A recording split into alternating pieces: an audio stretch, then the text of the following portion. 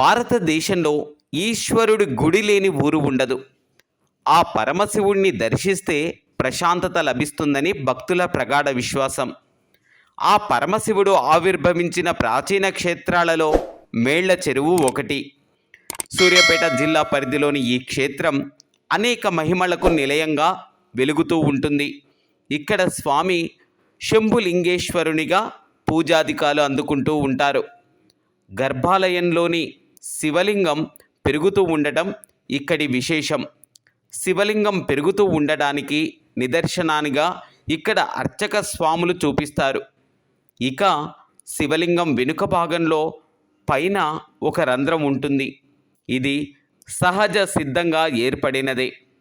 ఈ రంధ్రంలో నుంచి నిరంతరం నీరు ఉబికి వస్తూ ఉంటుంది. ఈ రంధ్రం నిండిపోయి నీరు పొర్లిపోవటం జరగదు. అదేవిధంగా ఈ రంధ్రంలోని నీరు తగ్గిపోవటం కూడా జరగదు. దీనిని విశేషంగా మహిమాన్వితంగా భక్తులు భావిస్తారు.